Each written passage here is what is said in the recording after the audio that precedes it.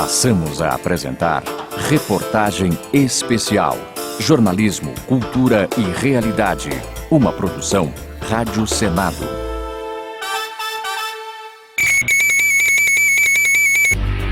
A Câmara dos Deputados e o Senado Federal derrubaram o veto da presidente Dilma Rousseff ao voto impresso nas urnas eletrônicas para a conferência do eleitor, como previsto no projeto de lei da mini-reforma eleitoral. A partir das eleições gerais de 2018, os eleitores de todo o país terão a oportunidade de conferir o voto por meio de um visor instalado nas urnas. Depois de confirmado, o voto impresso será armazenado em um recipiente inviolável e poderá ser conferido manualmente pela Justiça Eleitoral se houver suspeita de fraude. A discussão sobre o voto impresso não é de hoje. É o que você vai ouvir a seguir na reportagem especial Imprimir ou não imprimir, eis a questão. Votar não é exatamente uma novidade no Brasil. A primeira votação aconteceu 3 décadas depois de os portugueses terem chegado oficialmente por aqui.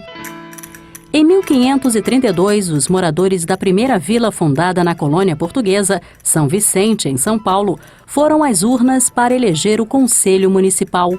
Durante o período colonial, as eleições foram esporádicas e sem um conjunto de regras permanentes. Somente em 1824, logo após a independência do Brasil e com a outorga da primeira Constituição por Dom Pedro I, foram definidas as primeiras normas do sistema eleitoral. Foi criada a Assembleia Geral, o órgão máximo do Poder Legislativo, composto por 2 casas, o Senado e a Câmara dos Deputados, que seriam eleitos pelos súditos do Império. Mesmo assim, o voto continuou extremamente restrito durante esse período. Só 1,5% da população ia às urnas. Tinham direito a voto apenas os homens com mais de 25 anos de idade e uma renda anual determinada. A República chegou em 15 de novembro de 1889, mas a realidade eleitoral não mudou muito. Na primeira eleição direta para presidente da República, em 1894, Prudente de Moraes teve cerca de 270 mil votos, que representavam menos de 2% da população brasileira. Ao longo do século XX é que o direito ao voto foi se ampliando gradativamente. O voto feminino, por exemplo, foi instituído no Código Eleitoral pelo presidente Getúlio Vargas em 24 de fevereiro de 1932. Em janeiro de 2015, a presidente Dilma Rousseff sancionou uma lei que estabeleceu o 24 de fevereiro como o Dia da Conquista do Voto Feminino no Brasil. Para o senador Randolfo Rodrigues, da Rede do Amapá, que foi o relator do projeto na Comissão de Educação, a data lembra um marco para a democracia brasileira.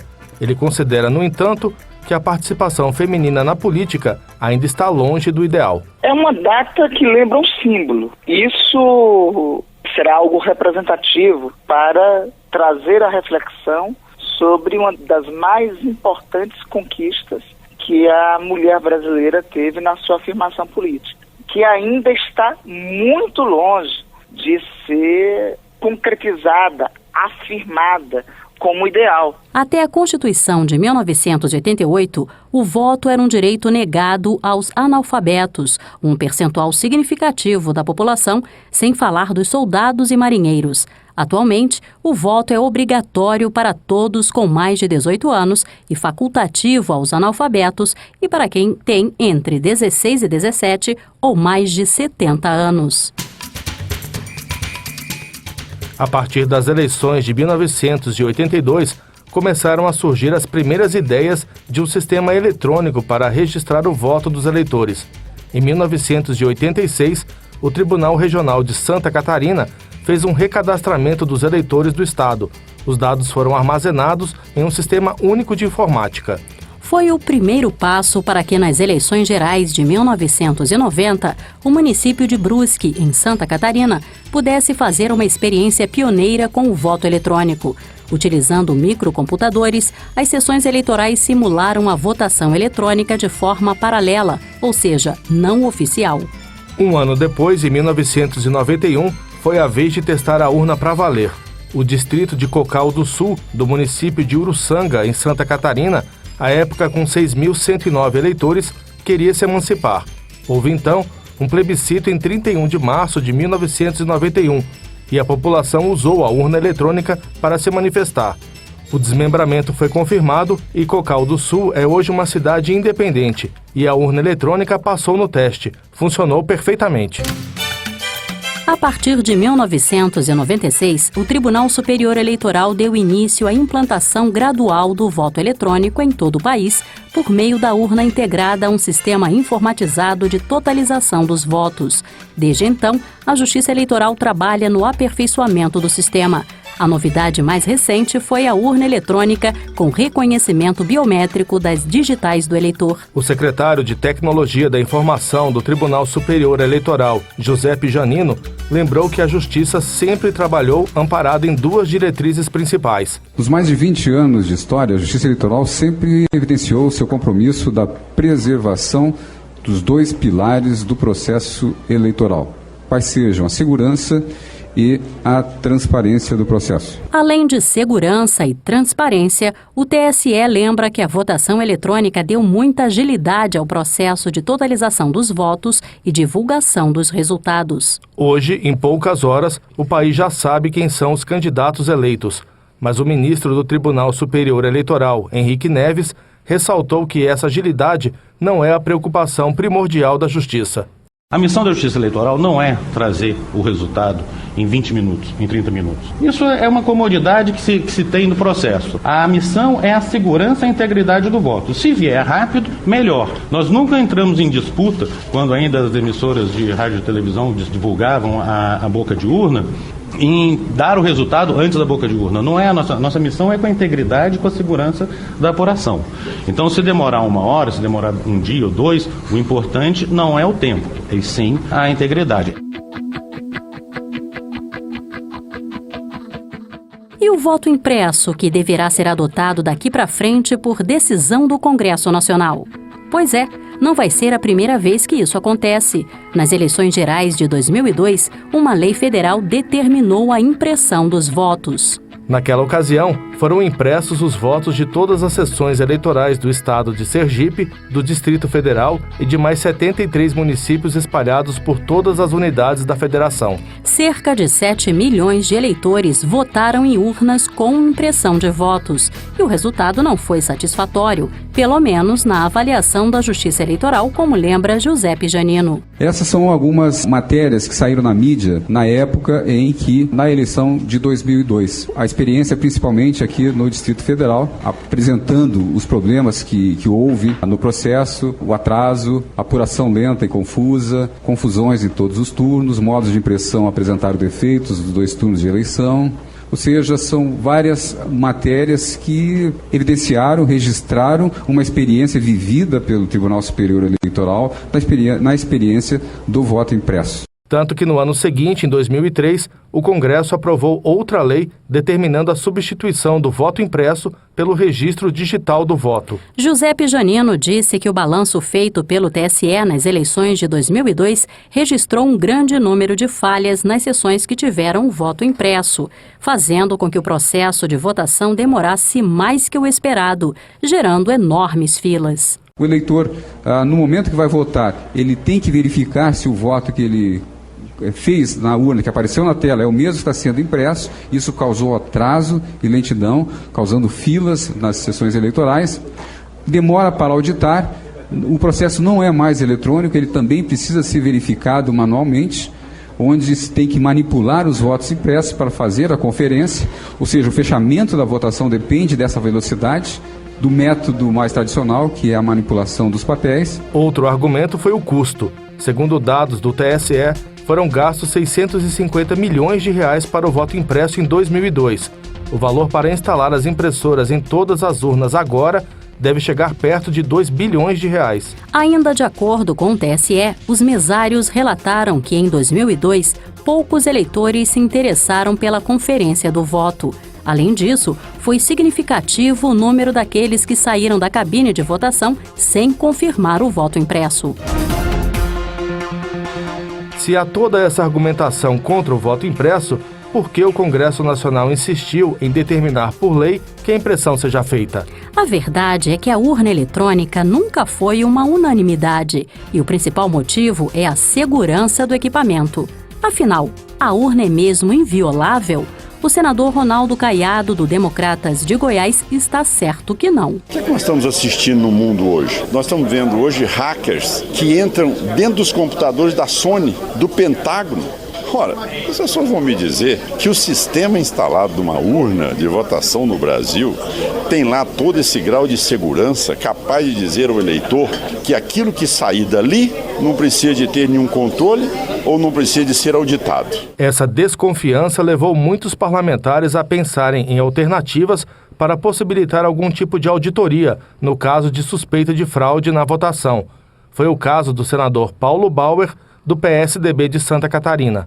Há sempre muita suspeita de que existem fraudes no processo eleitoral, mas o projeto que eu apresentei pretende exatamente dar mais um elemento de garantia e de convicção de que não há uma ação deliberada que provoque resultados, a adulteração de resultados. O projeto de Paulo Bauer, apresentado em 2014, prevê que todas as urnas deverão ter um mecanismo que possibilite a impressão dos votos, mas nem todos seriam contados. De acordo com a proposta do senador, que está na Comissão de Constituição e Justiça, apenas 3% das urnas de cada zona eleitoral, sorteadas pelo juiz eleitoral no dia da eleição, teriam os votos impressos conferidos com o boletim de urna. Essa amostragem permitiria que nós tivéssemos um processo eleitoral absolutamente protegido contra qualquer ato de pirataria, contra qualquer invasão no sistema de software. Ou seja, antes da eleição acontecer, na manhã do dia da eleição, haveria um sorteio pelo qual seriam estabelecidas quais as urnas que teriam o voto impresso. Portanto, qualquer ato que fosse praticado para adulterar os resultados não poderia ser praticado porque ninguém iria saber quais as urnas que teriam a obrigatoriedade do voto impresso. Paulo Bauer defende o aperfeiçoamento do sistema eletrônico de votação, mas sem retrocessos. Nós precisamos aperfeiçoar o sistema, não voltar atrás, não regredir, mas sim aperfeiçoar. E a nossa sugestão, com certeza, é um aperfeiçoamento que não vai aumentar custos, não vai gerar problemas, vai apenas assegurar que nós tenhamos um sistema ainda mais confiável. O retrocesso com a adoção do voto impresso em todas as sessões eleitorais é uma preocupação do vice-presidente do Senado, Jorge Viana, do PT do Acre. Quase uma unanimidade na Justiça Eleitoral de que isso seria um retrocesso muito grande. Perto de 20% das urnas poderiam ter problema durante o processo de eleição. Então a eleição voltaria a ser uma coisa problemática e, sinceramente, se vai imprimir o voto, por que não fazer a apuração desse voto impresso? No próximo bloco da reportagem especial Imprimir ou Não Imprimir, eis a questão, você vai saber como foi o debate sobre o voto impresso no Congresso Nacional em 2015, que levou à derrubada do veto da presidente Dilma Rousseff. Voltamos já. Estamos apresentando Reportagem Especial. Jornalismo, cultura e realidade.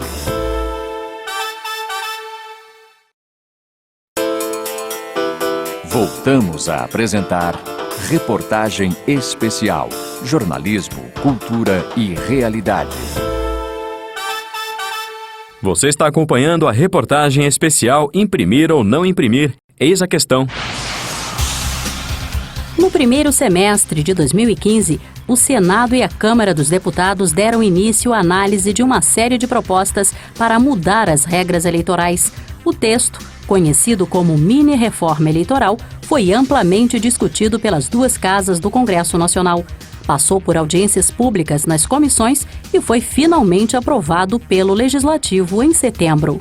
Entre as propostas que foram encaminhadas para a sanção da presidente Dilma Rousseff estava o estabelecimento de um limite para os gastos em campanhas eleitorais, restrições para o acesso ao fundo partidário e horário eleitoral gratuito no rádio e televisão, redução do tempo de campanha, além da obrigação do voto impresso. O relator do texto no Senado, Romero Jucá, do PMDB de Roraima, explica que com o voto impresso, o processo só será finalizado quando o eleitor confirmar a correspondência entre o voto eletrônico e o registro impresso. Você vai lá, vota para deputado estadual, digita o número, aperta, aí imprime e aparece aquele voto. Aí você confere se tá ok, você vai lá, confirma de novo. Aí é que vai contar. E aí cai o voto. Os argumentos a favor do voto impresso são sempre no sentido de que ele permite auditar o resultado das eleições. Se houver suspeita de fraude, existe a possibilidade de refazer a contagem dos votos, como destacou o senador Ronaldo Caiado, do Democratas de Goiás. Até porque se você não tem um voto impresso, qual é a garantia que você terá que esse resultado possa ser auditado e conferido? Nenhum. Se você não tem como conferir, você não tem como confiar.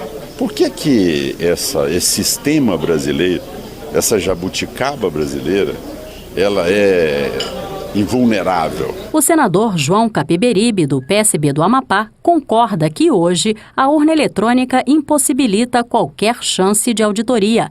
Ele acredita que o sistema atual está sujeito a falhas. Pela urna eletrônica, tal qual nós conhecemos, a gente vai lá, digita o número e a máquina, o programa que está naquela máquina, leva aquele número e não se sabe o que acontece. E depois o seguinte, você não tem como fazer uma auditagem, você não tem como comprovar que o seu voto valeu para aquela pessoa que você votou. É o chamado voto às cegas. Capiberibe lembrou um episódio da história recente do Brasil que, na avaliação dele, justifica a necessidade do voto impresso. Ele se referiu ao episódio relatado pelo jornalista Vitor Hugo Soares no artigo publicado no dia 14 de novembro no jornal Tribuna da Bahia, de Salvador, em homenagem à jornalista Sandra Moreira, que morreu vítima de um câncer. Vitor Hugo conta que durante a apuração dos votos nas eleições para o governo do Rio de Janeiro em 1982, ele recebeu um telefonema de alguém que estava com a jornalista Sandra Moreira, alertando que Leonel Brizola poderia perder a eleição por fraude na apuração. Brizola foi avisado e falou com a imprensa internacional. Com a repercussão, a fraude não aconteceu e ele se sagrou governador do Rio. Para João Capiberibe, esse é um exemplo claro de que qualquer votação pode ser fraudada, mesmo a eletrônica, já que os hackers invadem até mesmo os computadores do Pentágono e da Presidência da República. Com a impressão do voto, fraudes eleitorais podem ser evitadas, destacou o senador. Nós votamos, digitamos o número ali, mas nós não temos certeza para quem vai ser contabilizado esse número. Portanto, eu acho que a gente corrige uma importante distorção no voto eletrônico, e agora nós teremos o voto eletrônico, continua exatamente igual, e com uma maquininha acoplada, e ali então vai sair o voto impresso, que se caso haja necessidade de uma auditoria da eleição, através do voto impresso, isso pode ser comprovado. Nem todos os parlamentares, no entanto, concordam com a necessidade do voto impresso. O senador Donizete Nogueira, do PT de Tocantins, não acredita que a medida possa aumentar a segurança do voto. Eu não vejo necessidade. Eu acho que nós temos sistema e maneiras para fiscalizar a operação da urna eletrônica com segurança, que não precisa de mais esse dispositivo que vai onerar o país, né, e vai provavelmente fazer com que demore um pouco mais a votação. O senador Jorge Viana reconhece que o voto impresso parece, à primeira vista, ser a medida mais correta, mas ele destaca que não há nenhuma garantia de que o sistema impresso é mais seguro que o eletrônico. Do ponto de vista do senso comum, parece que é a coisa mais certa do mundo. Não, olha, você vai votar e vai ter ali dentro da máquina um voto impresso guardado para caso tenha alguma dúvida apurada. Se esse mecanismo voltar, não vai ter mais eleição no Brasil que não tenha recontagem de todos os votos. O sistema que a gente usa de urna eletrônica é muito seguro. Ele é uma referência no mundo. Nós estamos usando tudo o que há de mais moderno em tecnologia para dar transparência na eleição e agilidade na apuração. O Tribunal Superior Eleitoral manifestou a mesma preocupação do senador Jorge Viana de que todas as eleições daqui para frente tenham solicitações para a contagem manual dos votos e a conferência com o boletim de urna. O secretário de Tecnologia da Informação do TSE, Giuseppe Janino, destaca que precisarão ser convocadas juntas de apuração em todas as eleições, formadas por pessoas que são bem mais propensas ao erro. Onde há intervenção humana, há pelo menos 3 atributos inerentes ao ser humano: a lentidão, a prática de erros e a prática das fraudes. Então nós estamos trazendo um elemento, ou seja, um método de auditoria que nós conseguimos abandonar no passado. Com a automação do processo, nós conseguimos mitigar a intervenção do homem.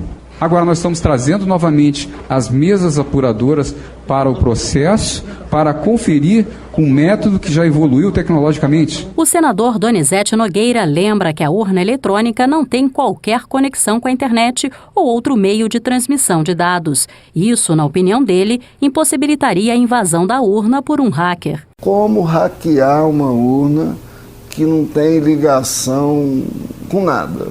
É uma peça única, exclusiva ali, que não está interligada com nenhuma rede de comunicação, ela só está naquela sala ali. Outro argumento do TSE é o de que, comprovada a divergência entre o voto eletrônico e o registro impresso, qual contagem deve prevalecer, a eletrônica ou a manual? Giuseppe Janino reforça ainda que o risco de fraude aumenta com o voto impresso. Não há como se garantir que aquilo que o eleitor vê será auditado. Ele digita na urna eletrônica, vê a impressora no papel, ele confere, ele dá um enter, aquele papelzinho some, ele vai embora da sessão, e aí? Qual é a garantia de que aquele papel que ele viu é o mesmo que vai ser contado? A urna eletrônica, depois que ele saiu, abandonou, não poderia, por acaso, cancelar aquele voto e imprimir um outro? Poderia, ele está controlado por software. Isso é uma das formas de ataque, sim, porque existe a possibilidade de você cancelar o voto que você digitou. Para justificar a segurança do atual modelo de votação eletrônica, o TSE esclareceu que utiliza em todos os estados, desde 2006, uma rotina conhecida como votação paralela. Funciona da seguinte maneira: depois que as urnas são instaladas nos locais de votação, na véspera do pleito, o juiz eleitoral faz um sorteio de algumas delas. As urnas escolhidas, já conferidas pelos funcionários da Justiça Eleitoral e pelos presidentes das sessões, são retiradas dos locais de votação e levadas para os tribunais regionais eleitorais. Nas salas dos TREs, são instaladas câmeras que filmam toda a votação paralela, como explica Giuseppe Janino. E no dia da eleição e no horário da votação, a urna é ligada e se começa a fazer ali votos explícitos. Se escreve em cédulas de papel, eu vou votar no 79. Todo mundo observa, aquilo é gravado, se digita esse número num programa à parte para contabilizar e finalmente se digita na urna eletrônica com uma câmera filmando. Se digita lá o 79 e confirma. Ou seja, todos os votos são feitos de uma forma explícita, ostensiva e gravada e registrada. No final desse evento se verifica se tudo aquilo que entrou correspondeu àquilo que saiu. Inclusive existe uma empresa auditando. Isso é obrigado, acontece em todos os estados. O ministro do TSE, Henrique Neves, disse que o tribunal não é contra nenhuma medida capaz de aperfeiçoar o sistema de votação no Brasil e lembrou que a principal missão do órgão é assegurar a legalidade e a legitimidade do processo eleitoral. O Tribunal Superior Eleitoral não é dono nem senhor da razão. Ele é um órgão criado para evitar fraudes eleitorais, para conduzir o processo eleitoral. Nós estamos completamente abertos para receber, seja os representantes dos partidos políticos, os representantes do Congresso Nacional, da academia, de quem desejar apresentar alguma solução que possa contribuir para o processo eleitoral, nós vamos examinar. É a posição do Tribunal Superior Eleitoral de colaborar e aperfeiçoar o nosso sistema eleitoral. Apesar da posição declarada do ministro Henrique Neves, o TSE orientou a presidente Dilma Rousseff a vetar a obrigação do voto impresso nas eleições. O principal argumento do governo foi o custo para a implementação do sistema. Dilma alegou que a medida geraria um impacto financeiro de aproximadamente 1 bilhão e 800 milhões de reais, com a aquisição de equipamentos de impressão e despesas de custeio das eleições. Mas a exposição de motivos do governo não convenceu os parlamentares. No dia 18 de novembro, o Congresso Nacional se reuniu e derrubou o veto da presidente Dilma Rousseff. 368 deputados e 56 senadores votaram pela retomada do voto impresso. Durante a votação do veto, o líder do PT, senador Humberto Costa, de Pernambuco, destacou que a presidente Dilma seguiu a indicação da Justiça Eleitoral. O PT não tem receio do voto impresso. Apenas essa questão foi objeto de uma decisão do Supremo Tribunal Federal, inclusive colocando como inconstitucional. Aliado a isso, o problema do custo, segundo o próprio TSE. Já o senador Aécio Neves, do PSDB de Minas Gerais, ressaltou que a impressão do voto conta com o apoio da maioria dos eleitores. O que se busca aqui, simplesmente, é um aprimoramento a mais. É algo que hoje, segundo pesquisas feitas por nós, 8 em cada 10 eleitores acham positivo que na eventualidade determinada, por exemplo, por um juiz eleitoral, possa se fazer a conferência do voto. Isso não é retrocesso de forma alguma. O senador João Capiberibe, do PSB do Amapá, votou a favor do voto impresso e rebateu o argumento de que ele vai custar muito caro. O Brasil não é mais pobre que a Venezuela, que a Argentina, que a Bolívia. E lá eles têm o voto impresso. Na Venezuela, que o voto é impresso, na hora que você digita, cai um pedacinho de papel dentro de uma urna lacrada ali, ninguém tem conhecimento. Se houver dúvida, vai lá, bate o resultado eletrônico com o resultado que está impresso. O líder do Democrata, senador Ronaldo Caiado, afirmou que com a derrubada do veto, o governo federal, a Justiça Eleitoral e o Congresso deverão encontrar uma forma de garantir a implementação do voto impresso. Terá que ser buscado uma alternativa, tanto do ponto de vista orçamentário, como do ponto de vista técnico, para que essa urna seja instalada. E nós não vamos admitir que não seja assim, para que toda a população se sinta contemplada na garantia do resultado da apuração da eleição. Com a derrubada do veto, as eleições terão que contar com a impressão dos votos. A obrigação vale a partir das eleições gerais de 2018, como determina a lei. Mas não é possível dizer que a novela do voto impresso chegou ao fim. Se os problemas registrados em 2002, como longas filas, falhas nas impressoras e substituição de um grande número de urnas se repetirem, o TSE já avisou que pode pedir ao Congresso Nacional que reveja a decisão sobre o voto impresso. Você acompanhou a reportagem especial Imprimir ou Não Imprimir? Eis a questão. Reportagem Maurício de Santi, Rodrigo Rezende, Larissa Bortoni e Adriano Cacaso. Redação Maurício de Santi. Apresentação Marluce Ribeiro e Maurício de Santi. Locução Ricardo Nacaoca. Edição Leila Herédia. Trabalhos técnicos André Menezes e Josevaldo Souza. Diretor da Rádio Senado Ivan Godoy. Diretora da Secretaria de Comunicação Social Virgínia Malheiros Galvez. Você também pode acessar esse programa pela internet www.senado.leg.br/rádio. Entre em contato com a Rádio Senado. O nosso e-mail é radio@senado.leg.br. Se preferir, ligue para o Alô Senado, 0800 61 2211. A ligação é gratuita. Nosso WhatsApp é o 61 8611 9591. Você acompanhou Reportagem Especial. Jornalismo, cultura e realidade. Uma produção Rádio Senado.